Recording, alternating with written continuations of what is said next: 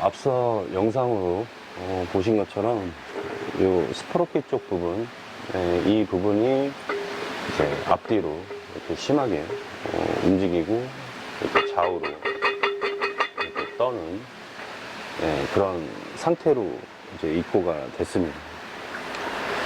그래서 처음에는 이제 단순하게 요 스프로켓 고정하는 볼트 5개 이 부분을 이제 다시 재조립해 주고 요 볼트 하나 이제 빠져나간 거는 이제 다시 이제 구해서 이제 체결을 이제 해주려고 했는데, 이제 막상 이제 휠을 탈거를 해서 요 스프로켓 쪽 부분, 이 부분을 보니까 요 사진에 보이는 것처럼 요 스프로켓 고정하는 부분 요 홀이 이제 양 옆으로 이렇게 조금씩 더 넓어진 상태였어요.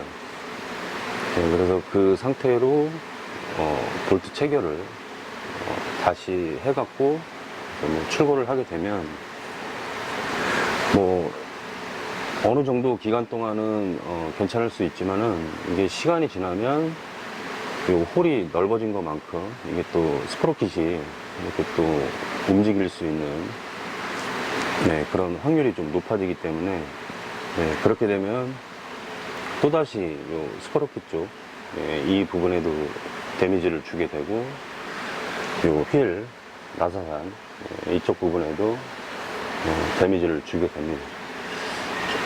그래서 이제 요 딱 정확하게 요 홀 규격을 맞춰갖고 지금 현재는 요 부싱을 이렇게 깎아서 좀 압입 방식으로 해서 이렇게 작업을 마무리해 놓은 상태입니다. 그래서 지금 현재는 이제 이렇게 원래 것처럼 이렇게 좀 만들어서 이렇게 작업을 마무리 했습니다. 그래서 뭐 엔드밀로 한번 밀고 그 다음에 이 규격에 맞춰서 부싱 깎고, 그 다음에 약간의 열을 가해서 이제 그 부싱을 이렇게 압입 방식으로 이렇게 작업을 마무리 한 겁니다. 뭐 가장 좋은 거는 요 스프로켓을 신품으로 교환을 하면 좋기는 한데, 요 스프로켓 한 개에 신품 금액이 거의 한 60만원 정도, 그러니까 한 50 후반 뭐 60만원 그 정도 하기 때문에 금액이 조금 비싼 편이죠. 뭐 세일을 한다라고 해서 이제 뭐 세일 금액으로 해도 금액이 뭐 40만원대 정도 나오는 거라서 고객분하고 협의를 해서 고정을 하는 쪽으로 그렇게 작업을 마무리했습니다. 결국에는 요 트러블이 발생을 할 수밖에 없었던 이유가 뭐냐면, 요 고객분이 실수를 하신 것도 아니고, 이제 뭐 제조사에서 출고될 때 이제 뭐 실수를 한 것도 아니에요. 그러니까 결국에는 이제 이전에 이제 작업을 하셨던 분께서 요 스프로켓 쪽 부분, 이 부분에 이제 어떤 뭐 정비를 뭐 한번 하셨던 것 같은데, 그때 요 스프로켓을 이제 고정할 때 요 볼트 있잖아요. 그러니까 5개. 여기에 들어가는 볼트 5개를 좀 작은 사이즈의 볼트를 체결을 했어요. 이게 원래 이제 껴져 있던 볼트인데, 지금 여기를 이제 보게 되면 이 끝부분, 여기에 이렇게 좀 하얗게 돼 있는 부분 있잖아요. 그러니까 이 부분이 지금 록타이트가 적용이 돼서 이제 여기 휠에 체결이 됐던 그 부분이에요. 그래서 지금 이걸 보게 되면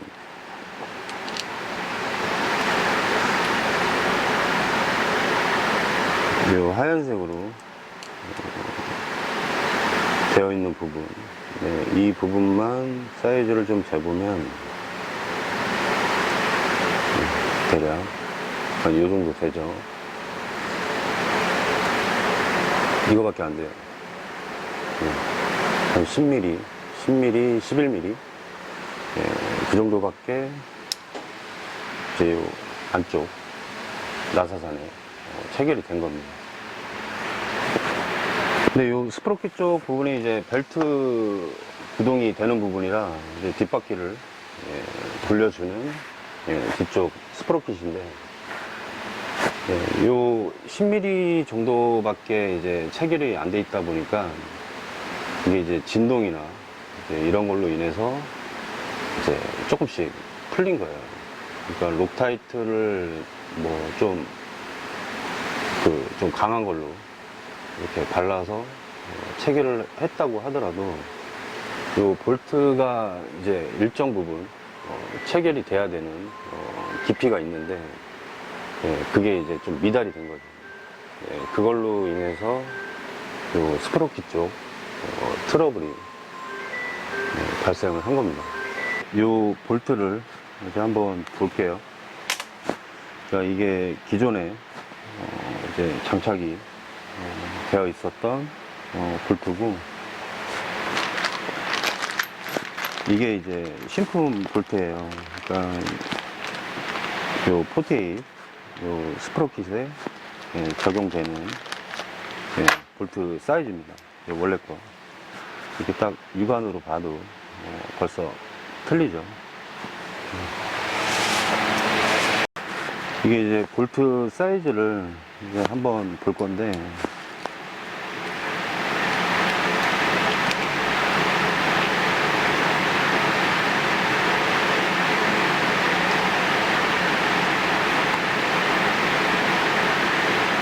여기 이제 원래 장착이 되어 있었던 볼트 사이즈는 32mm 정도 나오고요.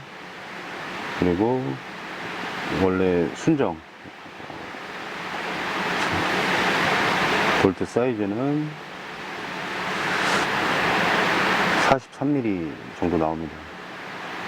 그러니까 요 볼트 길이가 대략 한 11mm 정도 더 긴 게 체결이 되어 있어야 맞는 거였죠. 근데 이제 요 길이가 좀 짧은 거를 이제 체결을 하다 보니까 그걸로 인해서 스프로킷 트러블이 일어나는 겁니다. 그러니까 그 트러블이 이제 일어날 수밖에 없었던 게, 보게 되면 요 스프로킷 이쪽 부분 두께를 좀 재보면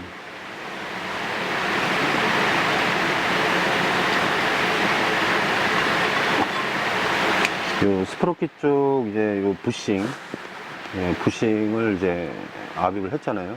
그러니까 요 두께를 빼고 나머지를 재보면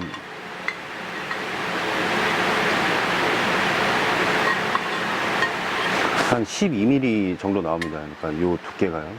그러니까 요 두께가 12mm. 그러니까 요 부싱 쪽 위쪽 부분, 와셔 역할을 해주는 부분이 한 1.5mm 정도 되니까 그 부분을 빼면 한 13.6 정도 나오거든요. 그러니까 1.5 그냥 뒷자리까지 그냥 빼면 12mm 정도가 나오고,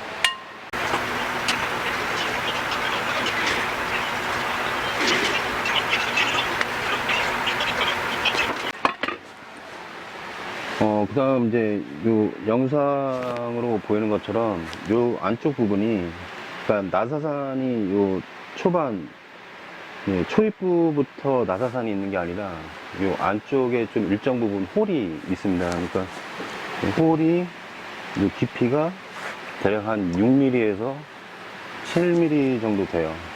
6, 7mm 정도 나오거든요. 그 부분이.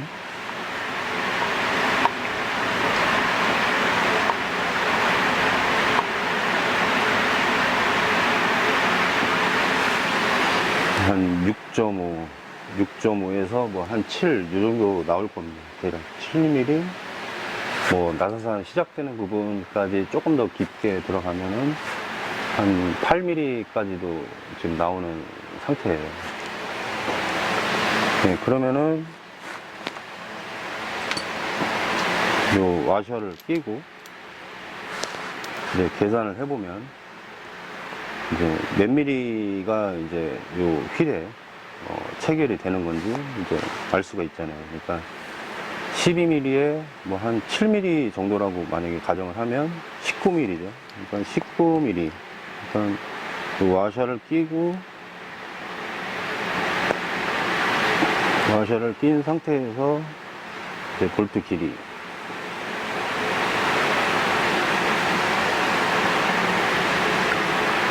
한 39.68이죠. 네. 그러면은 뭐 19mm를 빼면 이제 한 20에서 한 21mm, 네, 그 정도가 체결이 되는 겁니다. 그러니까 20에서 21, 네, 요 정도. 그러니까 요 정도니까 지금 여기 신품 볼트에 이제 록타이트가 네, 적용이 되어 있는 부분, 네, 이 부분이 요 휠에 나사산에 정확하게 체결이 돼야 되는 그 사이즈입니다. 이제 그거를 무시를 한 거예요. 그러니까 이게 무시를 한 건지 이제 아니면 이제 좀 정확하게 확인을 못하고 그냥 체결을 한 건지는 모르겠지만은, 여기에서 지금 보게 되면 아까 이제 한 19mm 정도 됐죠. 19mm를 이제 지금 여기를 보게 되면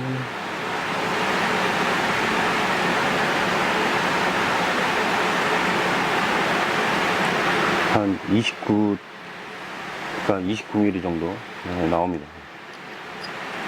그러면은 19mm를 빼면 한 10mm 정도밖에 체결이 안 된 거예요. 그러니까 20mm랑 10mm는 차이가 확연하게 크죠. 그러니까 결국에는 이제 이런 트러블을 좀 방지하려면 이제 원래 규격에 맞는 신품 볼트를 적용해서 이제 바로바로 교체를 해주면 편하기는 하지만, 이 볼트 체결을 할 때도 이제 요 볼트를 꼈을 때 요 나사산이 이제 그 체결되는 요 길이가 있거든요. 이게 딱 정해져 있습니다. 대부분 보면 벌써 이렇게 보면 이쪽이랑 이쪽이랑 벌써 높이가 완전히 틀리죠.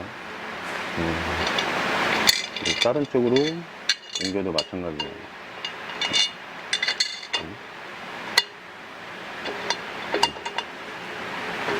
확연하게 틀립니다. 네, 그러면 이제 요 체결력이 아무래도 요 짧은 볼트로 했을 때는 체결력이 제대로 나올 수가 없습니다. 그렇게 되면 이제 또 요 스프로킷이 또다시 이제 흔들리거나 이제 뭐 볼트가 빠져나가거나 그렇게 될 수가 있습니다. 그렇게 되면 이제 또 고객분의 안전에도 좀 안 좋은 결과가 나올 수가 있기 때문에, 아무튼 이런 부분은 좀 참고해서 좀 한 번 더 확인해서 조립을 해주는 게 좋을 것 같습니다. 이렇게 넣었을 때 일정 부분 높이가 나와줘야 됩니다. 지금 이쪽 부분은 안에 나사산이 조금 데미지를 먹은 상태예요. 그럼 이제 요 안쪽 부분 영상으로 이제 보신 것처럼 요 안에 이제 록타이트를 이제 좀 너무 과하게 이제 도포를 해놨어요. 그래서 요 볼트를 기존 볼트를 풀러낼 때도 좀 상당히 애를 먹었습니다. 잘 안 풀려가지고. 그래서 너무 많은 양을 바를 필요도 없어요. 그러니까 적당량만 도포해서 정확하게 체결을 해주면 다 버텨줍니다.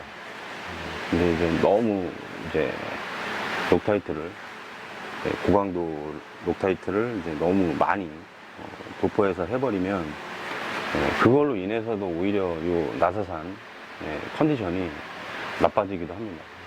그래서 그런 부분 참고해서 봐주시면 될 것 같고, 우선은 이제 여기 나사산 컨디션을 이제 조금 복원을 다시 해주고, 그 다음 볼트 체결, 토크 테스트를 이제 좀 여러 번 해볼 겁니다. 그래서 약간의 규정 토크보다 조금 더 오버 토크를 줘서 그 토크를 다 견뎌주는지 확인을 해보고, 그 다음에 뭐 리코일을 작업을 할지, 뭐 인서트를 작업을 할지, 그거를 결정을 해주려고 합니다. 그럼 이제 나사산을 좀 한번 복원을 해보도록 하겠습니다. 보통 이제 나사산 복원을 할 때는요, 그러니까 뭐 여러 가지 방법이 있습니다. 그러니까 뭐 이런 막대기 타입의 이제 뭐 돌리면 이제 나사산 피치 사이즈별로 이제 복원을 하는 게 있고, 이런 식으로 되어 있는 이런 툴이 있습니다.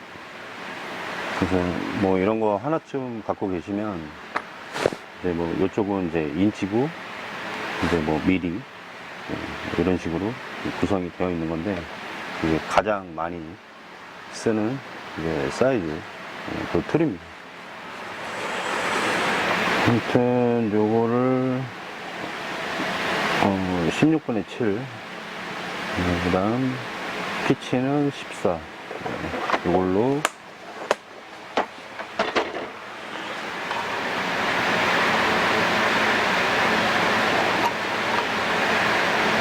한번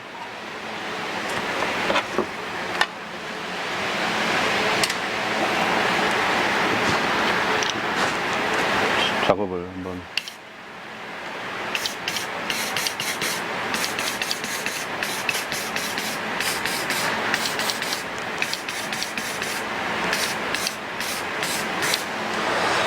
해보겠습니다.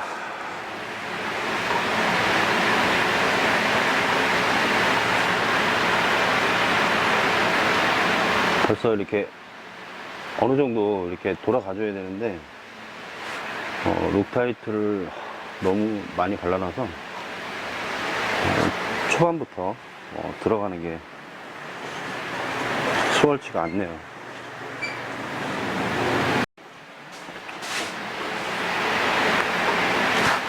우선 천천히, 그러니까 처음부터 이제 너무 강한 힘으로 이렇게 하거나, 이제 요 툴 선택에 있어서도 가급적이면은 처음에는 이제 한 좀 4분의 1 타입 이런 툴로 작업을 해주는 게 좋아요. 지금 보면은 여기서부터 지금 힘이 들어가고 있습니다. 아직 다 들어가지도 않았는데, 이렇게 보면 힘이 벌써 작용을 합니다.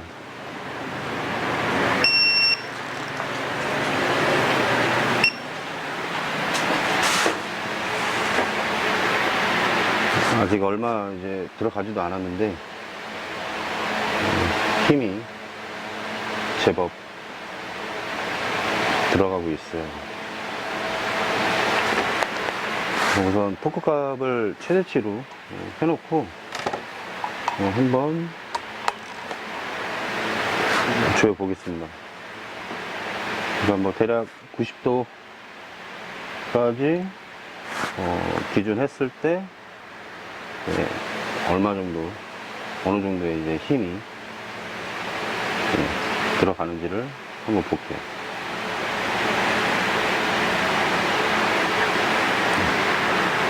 지금 보게 되면 13 뉴턴미터 정도의 힘이 들어갔어요.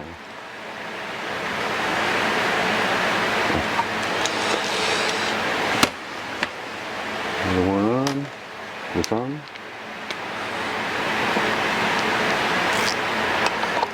요 나사산 보공 키트로 하는 것보다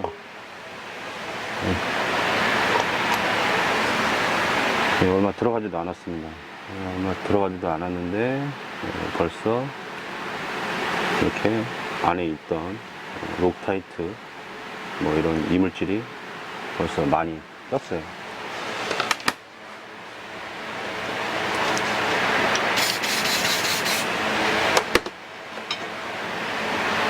탭을 이용해서 한번 복원을 해보겠습니다. 안에 이제 이물질을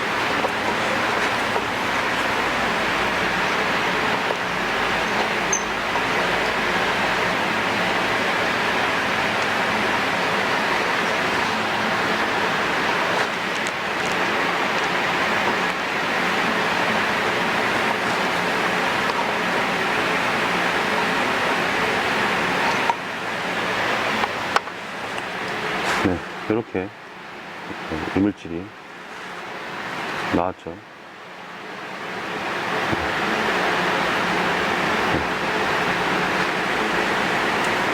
뭐 알루미늄 가루도 나오고 록타이트 이런 덩어리 져서 이렇게 나옵니다.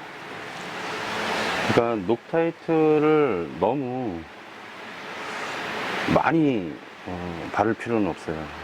그러니까 일정 부분 소량만 발라줘도 됩니다.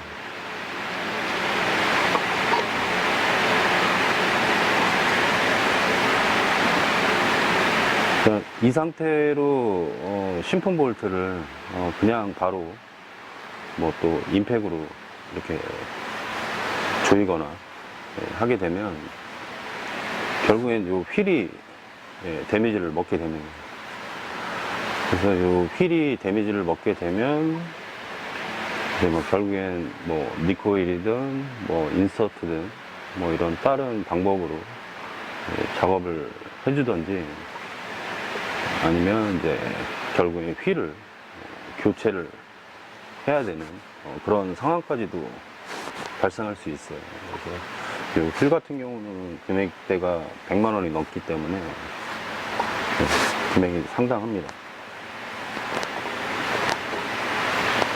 그래서 처음 작업할 때 작업자분이 얼마만큼 좀 신경을 써서 해주느냐에 따라서 이제 나중에 고객분이 불필요한 지출을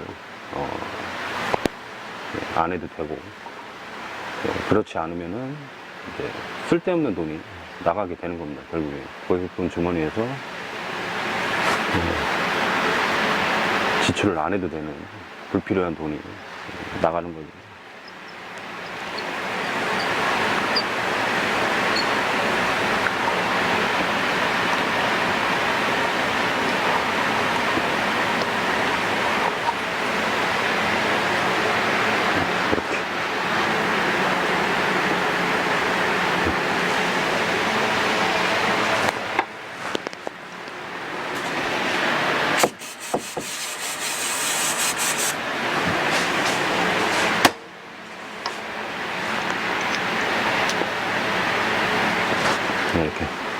깨끗하게 다시 닦아낸 다음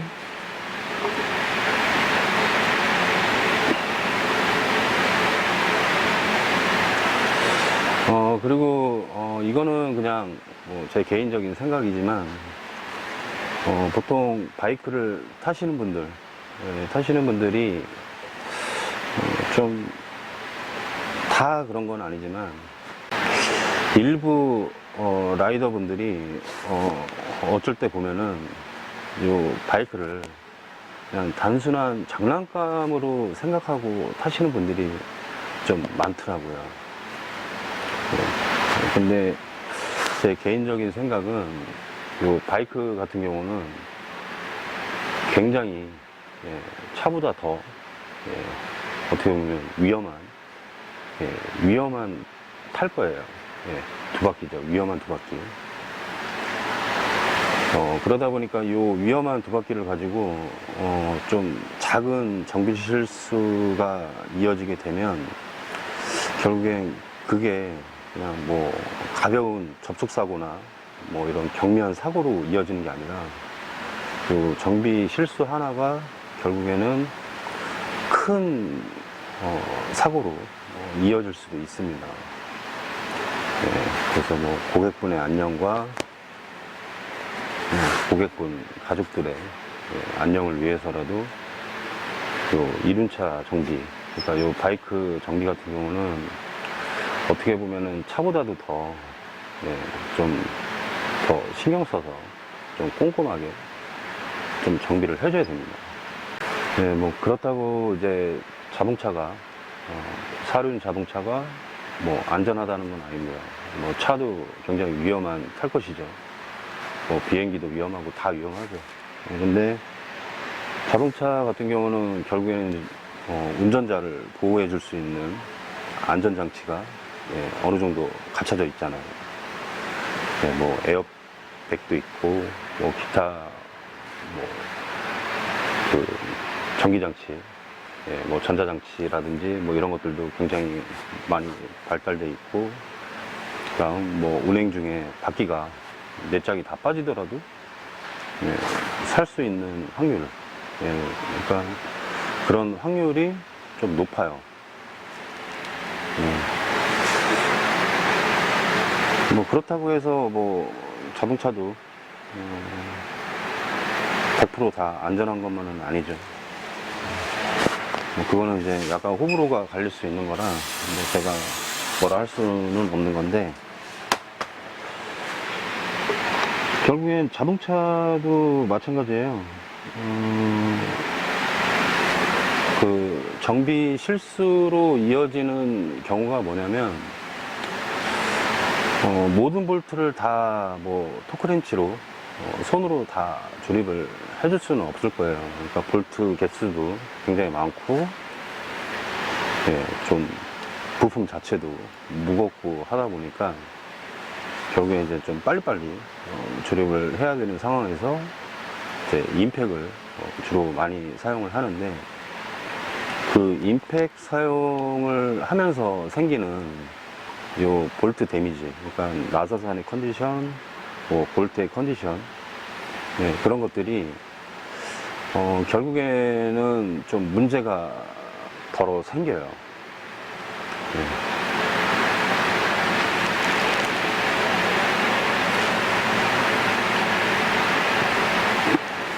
그런 부분으로 인해서도 좀 트러블이 발생하기도 합니다. 그래서 그렇기 때문에 요 바이크 정비 같은 경우도 가급적이면 이제 임팩 같은 거는 사용을 안 하시는 게 좋습니다.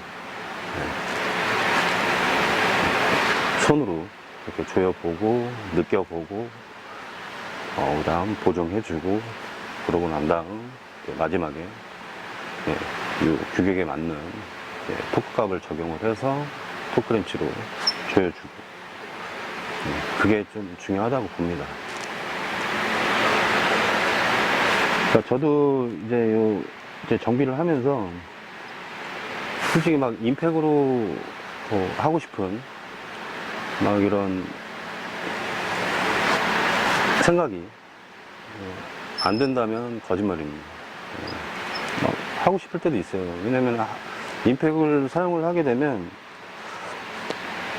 아마 이 작업 같은 경우도 벌써 한 몇 분 이내로 금방 끝냈을 거예요.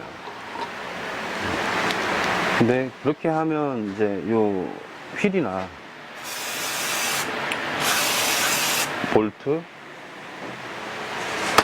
그리고 요 공구, 사용하는 공구 이런데 데미지가 어떻게 가는지 알기 때문에 차마 그렇게 할 수가 없는 거예요.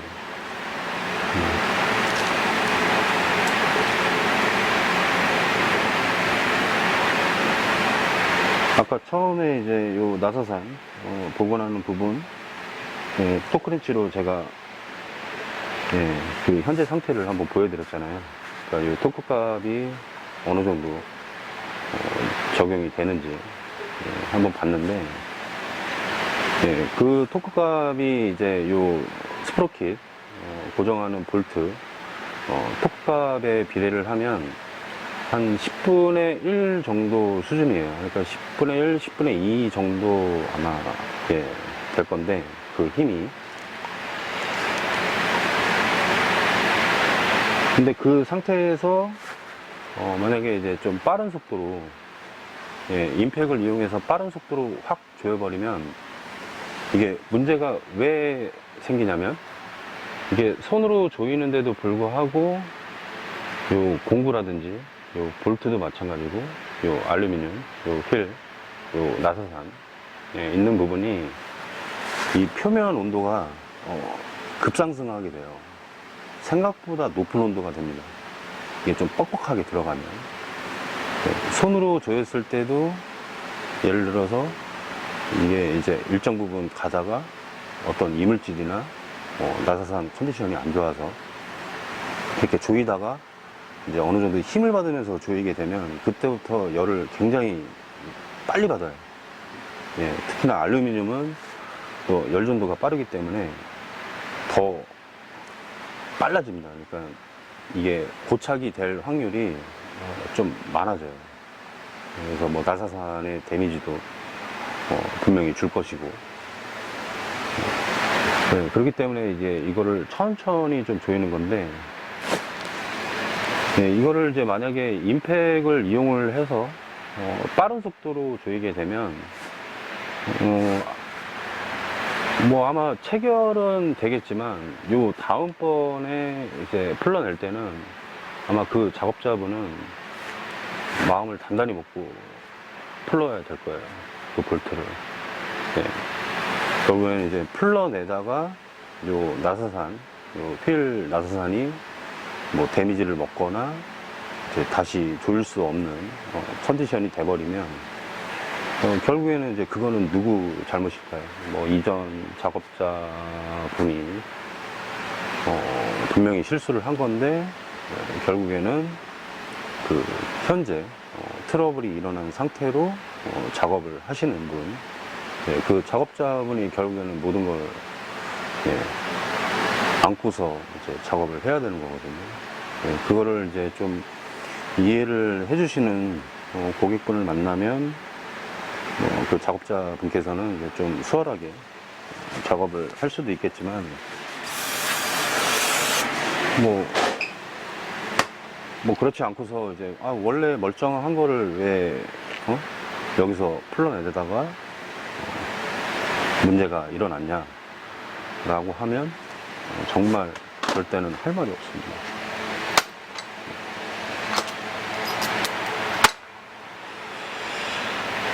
아무튼 뭐 그냥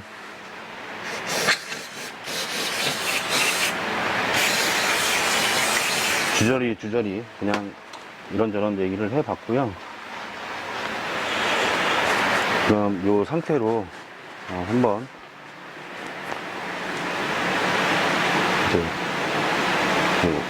나사산 좀 정리를 조금 더 한 다음에 토크 테스트를 한번 진행해 보도록 할게요.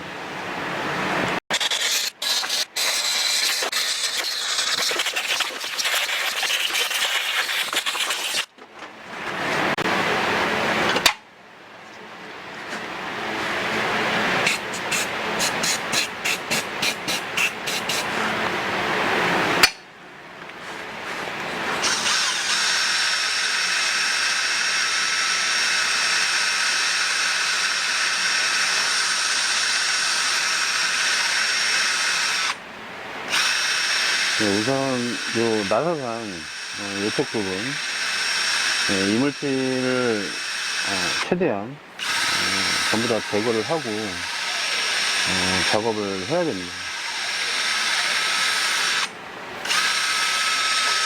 그렇게 안 하면은 이제 정확한 체결값을 얻어낼 수가 없어요.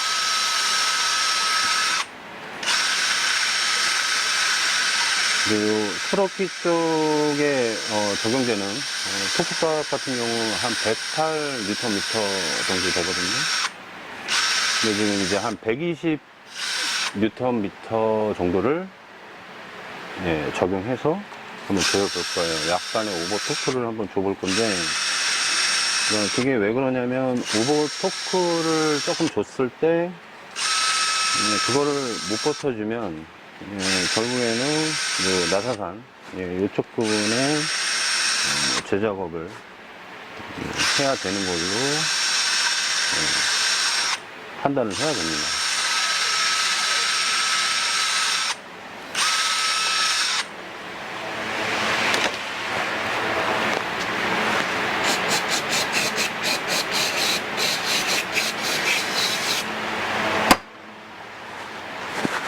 막상 작업을 해놓고 나면 뭐 별거 아닌 작업이에요.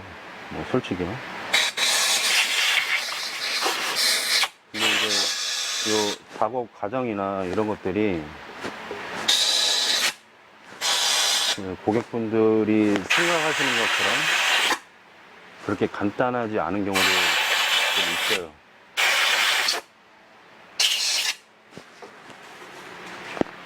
그렇기 때문에 이제 이렇게 작업하는 과정, 방법, 이런 것들을 설명을 드리는 겁니다. 요 스프로킷을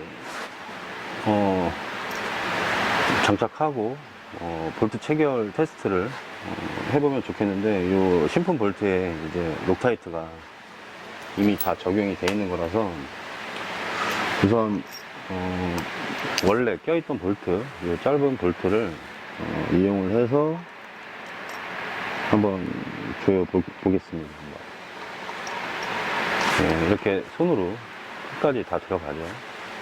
이런 식으로 컨디션이 나와줘야 돼요. 근데 아까 처음에 보신 것처럼 볼트가 일정 부분 들어가다가 멈춰버립니다.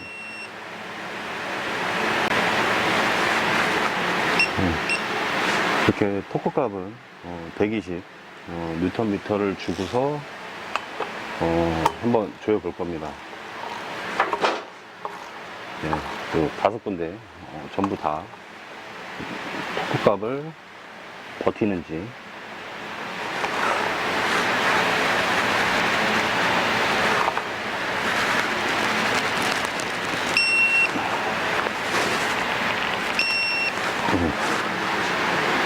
이렇게 버텼죠.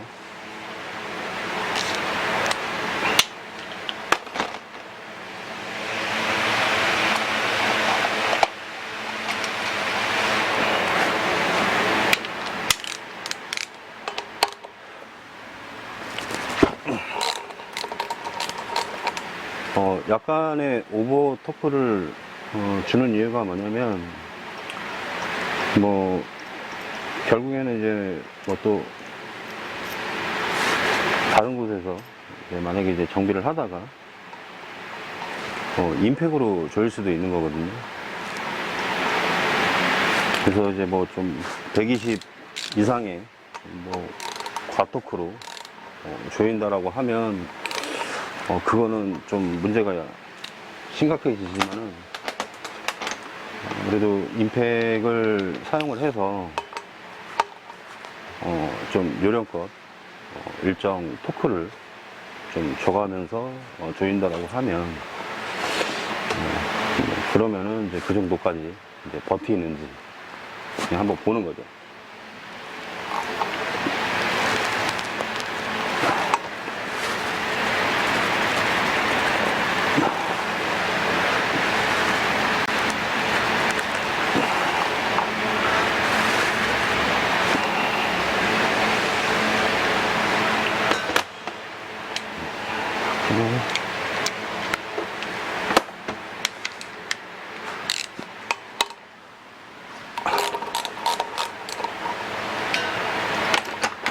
스프링 와셔를 적용을 했더니 스프링 와셔가 뭉개져 버려요. 이건 안 될 것 같고 그냥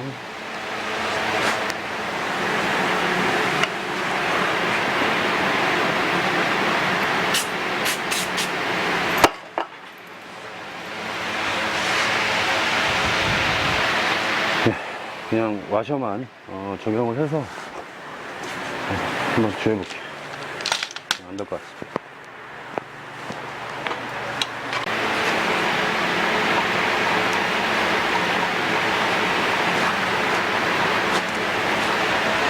와셔를 다시 껴서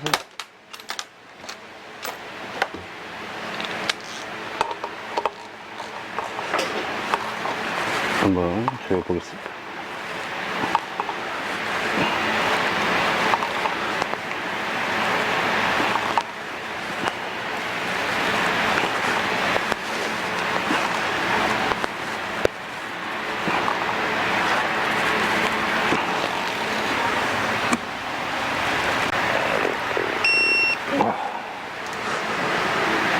네, 120.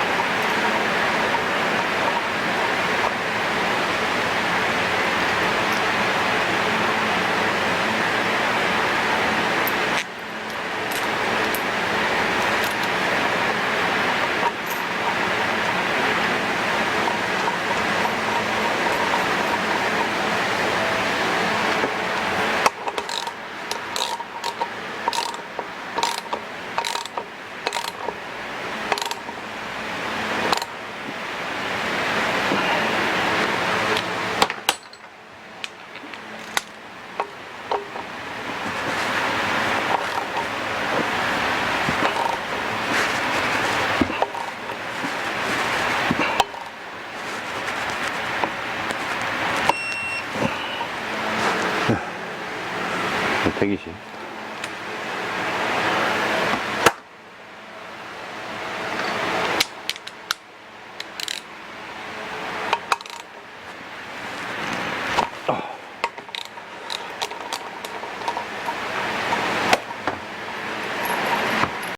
네 군데는 지금 오버 터크를 줬는데 버텨냈어요.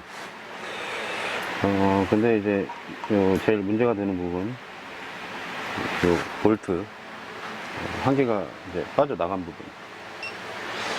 이 부분 같은 경우는 지금 못 버틸 것 같은데,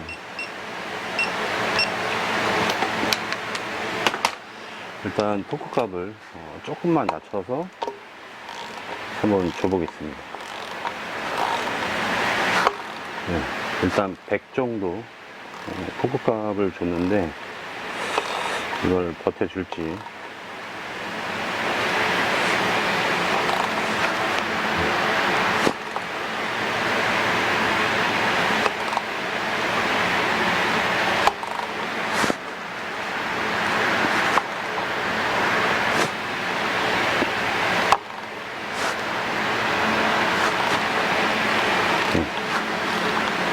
못 버티네요. 100 정도도 못 버텨요.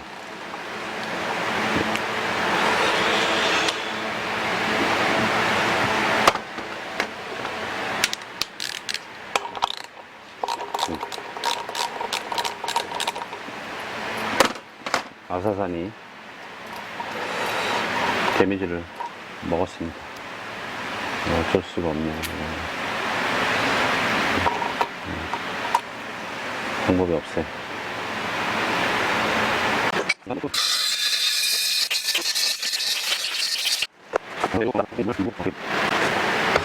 이쪽 나사산 복원을 지금 할 건데요.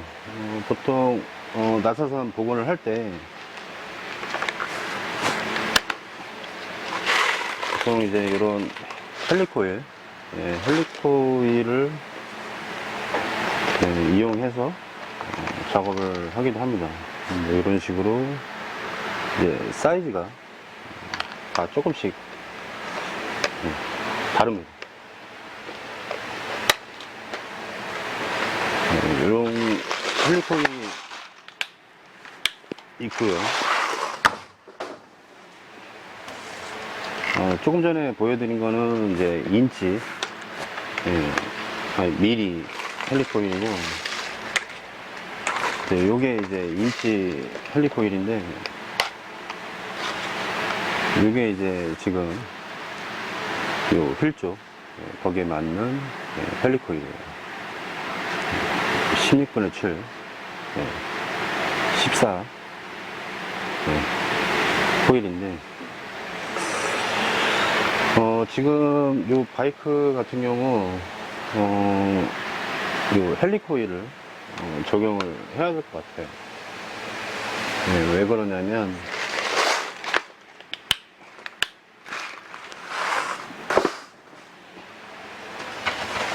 여기 보면은 이제 이거는 이제 타임 서트라는 거거든요. 그러니까 인서트의 종류죠. 인서트의 종류인데, 보게 되면 이런 식으로 되어 있습니다. 길이도 틀리고 확실히 더 체결력이 좋아요. 막상 써보면 이런 식으로 되어 있는데, 같은 16분의 7 제품입니다. 요거는 이제 리코일이고 헬리코일이죠. 그리고 요거는 이제 타임 서트, 그러니까 인서트라고 하고, 이제 요 타임 서트가 있고, 그 다음 빅서트라는 게 있어요. 그러니까 요거는 그냥 뭐 알고 계시면 좋은 건데, 그러니까 요 헬리코일을 만약에 작업을 했는데 만약에 요걸로도 좀 문제가 되면 나중에 요런 이제 빅서트로 넘어가셔도 돼요. 그리고 요 타임서트 같은 경우도 이제 요걸로 한번 작업을 했는데, 요쪽 이제 외측 그쪽 부분에 이제 또 데미지를 먹어서 요 타임서트를 빼내고 요 빅서트를 작업을 해야 된다라고 할 때, 그때 이제 사용을 하는 겁니다. 그러니까 이게 한 2번 정도, 2번 정도 해서 작업을 할 수가 있는 거죠. 근데 이제 요 타임서트 같은 경우는 지금 이 바이크에 좀 적용을 하기가 좀 애매한 게 뭐냐면,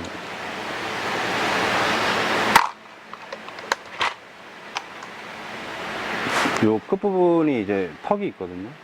턱이 있는데, 지금 이 바이크 같은 경우, 나사산이 한 7mm 정도 후부터 이제 그 스프로킷, 그 볼트를 체결할 수 있는 나사산이 그 이후부터 있어요. 근데 이제 요거는 이제 초반부 부분에서 이제 마무리를 해야 되는 거고, 요 인서트를 꼭 적용을 해야 되겠다라고 하면 요 구멍 홀을 조금 더 크게 뚫어줘야 되거든요. 그래서 그 부분이 지금 고민입니다.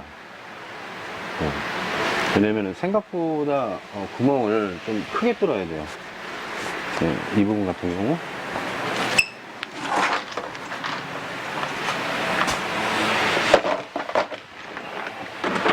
이걸 보게 되면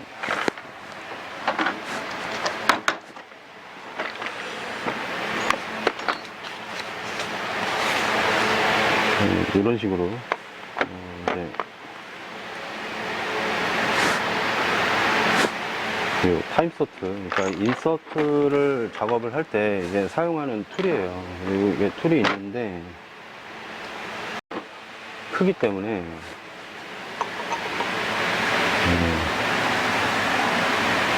좀 문제가 될 것 같습니다.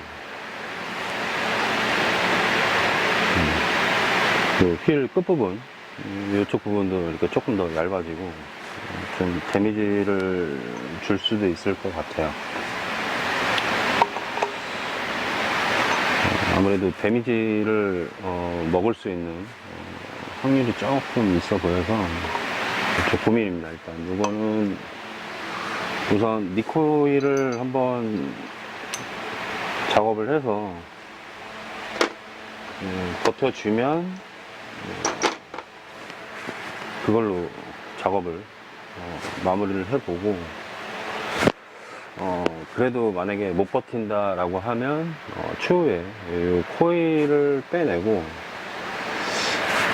빅서트를 박던지 뭐 그런 식으로 작업을 해야 될 것 같습니다.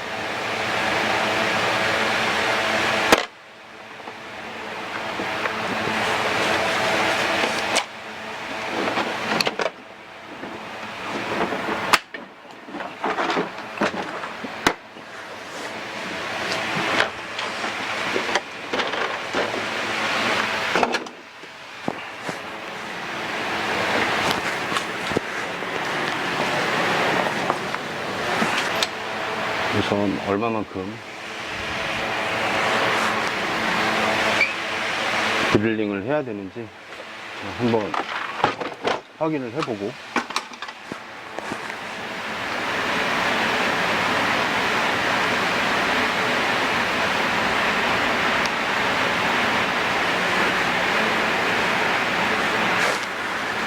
그래 이 정도.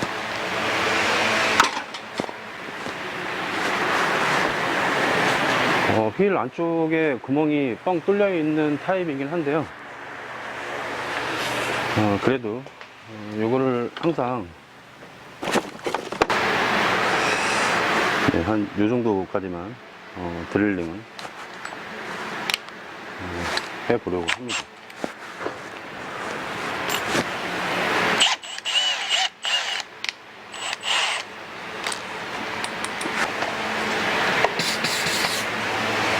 사이즈고요.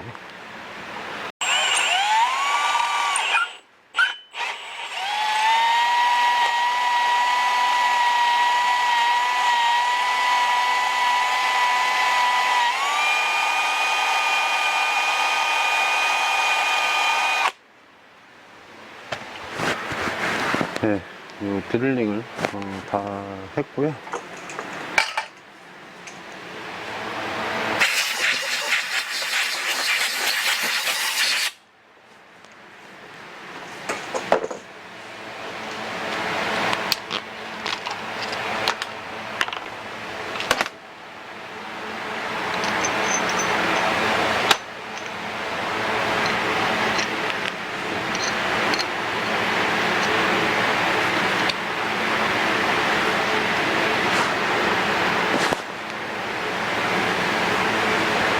탭을 이용해서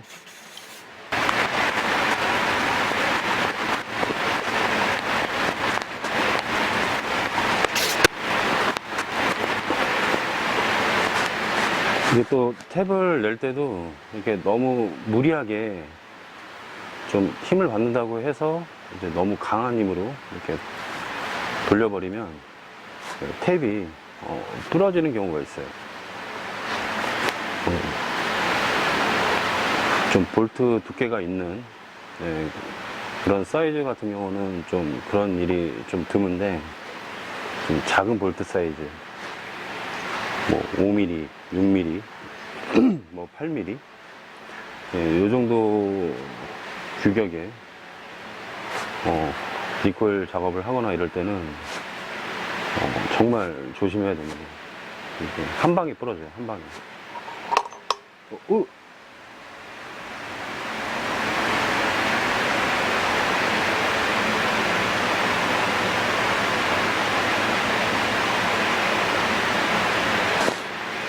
네, 말하면서 작업하다가 안으로 빠져버렸어요.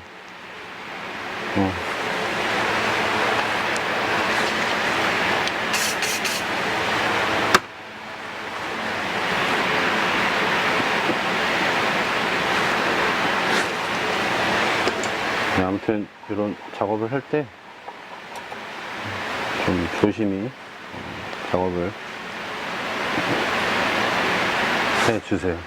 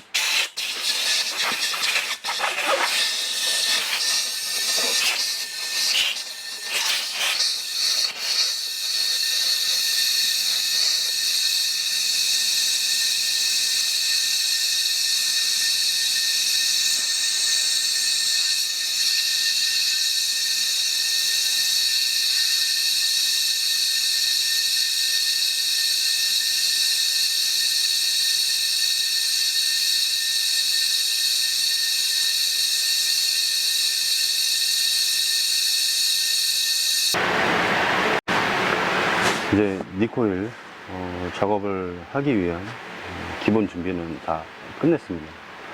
클린하고 나사산 뭐 복원할 거 하고, 그다음 요 코일 작업을 해야 될 부분 탭은 다 내놓은 상태입니다. 네, 그 상태로 요 핸들에다가 이제 여기 보면은 가이드가 있어요. 이런 가이드가 있는데 그 가이드를 어느 정도 깊이까지 작업을 할 건지를 먼저 실측을 하고, 거기에 맞게끔 이 가이드 링을 이렇게 조절을 해주면 됩니다.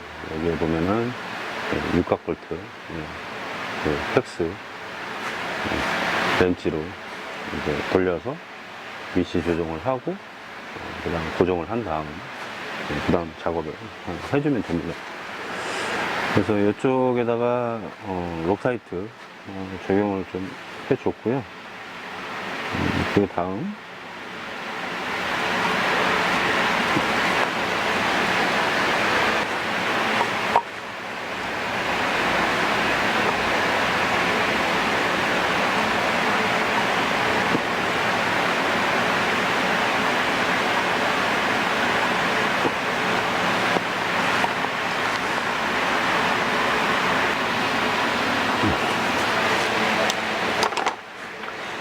네, 작업은 잘 된 것 같아요. 이제 니코일 작업은 다 끝냈고요. 높이가 이제 많이 올라왔죠.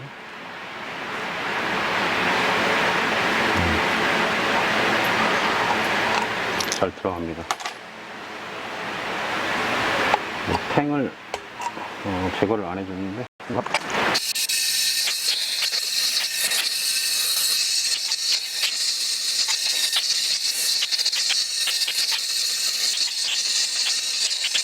다음 다시 한번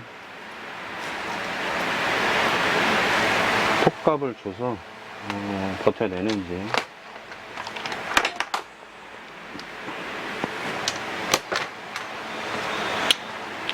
한번 확인을 해보겠습니다.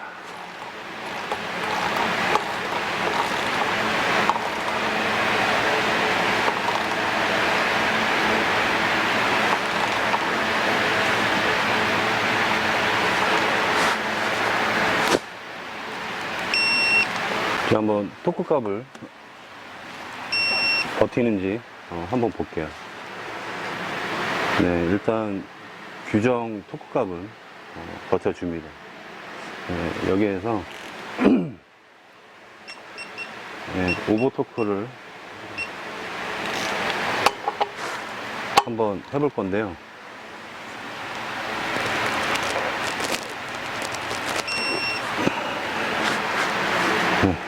116.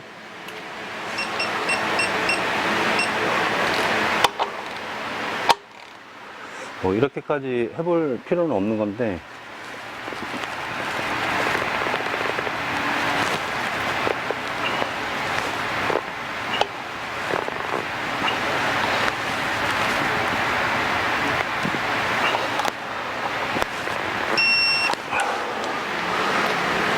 네. 오버토크도 일단 예. 예, 오버토크를 줬는데도 일단 견뎌줍니다.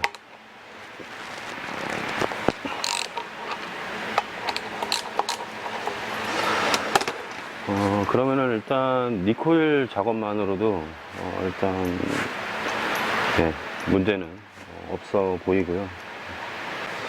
예, 우선은 이 상태로도 운행하는 데는 문제는 없어 보입니다.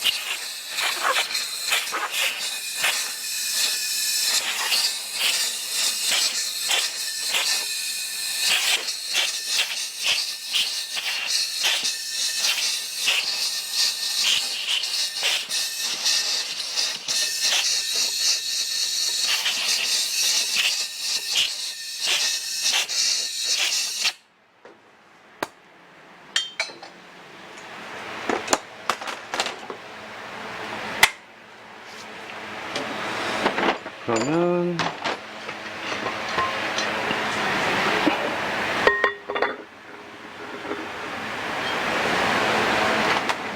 스프로킷을 장착해주고, 그다음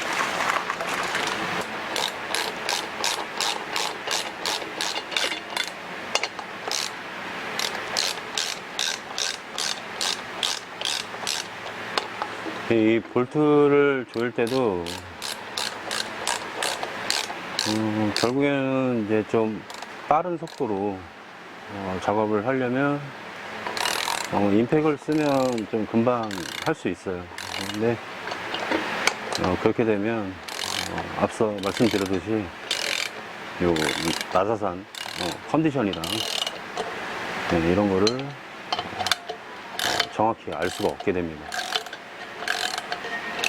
그래서 이제 뭐 좀 완전 체결되기 전까지 이제 뭐 천천히 느린 속도로 임팩을 이용을 해서 좀 체결해 주고, 그 다음 마지막에 이제 조립할 때는 이제 뭐 토크렌치를 이용을 해서 작업을 해주시면 그 방법은 뭐 나쁘진 않습니다. 근데 이제 전체적으로 이렇게 조여지는 요 컨디션, 요 느낌을 제대로 알려면 손으로 끝까지 한번 다 조여 봐야 돼요. 그래야지 좀 정확한 컨디션을 알 수가 있습니다.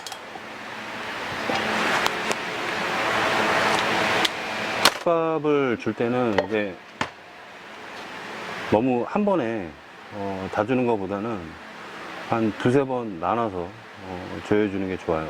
그래서 처음에는 좀 약한 힘, 그 다음 한 중간 힘, 그 다음 마지막 피니시, 그렇게 해서 조여주는 게 조금 괜찮은 방법입니다.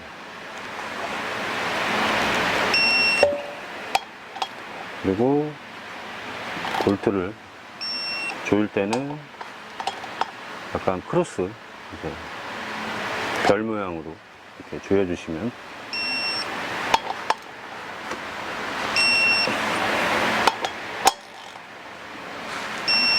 네, 좋습니다. 이게.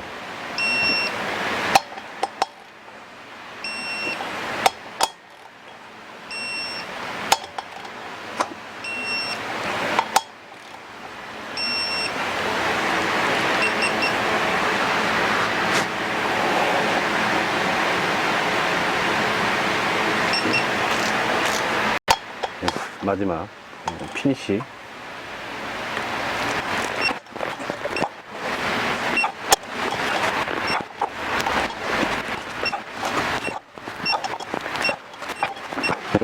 이제 반복해서 한 2번 정도 더 조여줬고요.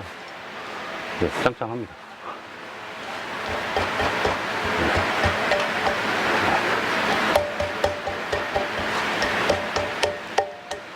네, 소리는 이제 안 올라올 것 같아요.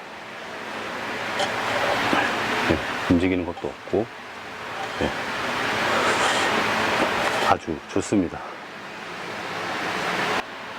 휠을 이제 조립을 해주고, 이제 나머지 작업을 마무리하면 될 것 같고요.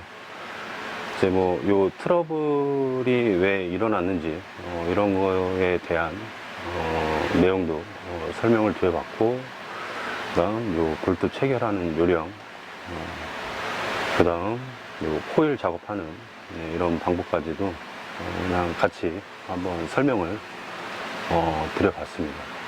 그래서 뭐 요 영상을 보시고 뭐 필요하신 분들한테 뭐 조금이나마 도움이 되었으면 좋겠고요. 이제 요 휠을 조립하고 이제 마무리를 해보도록 하겠습니다.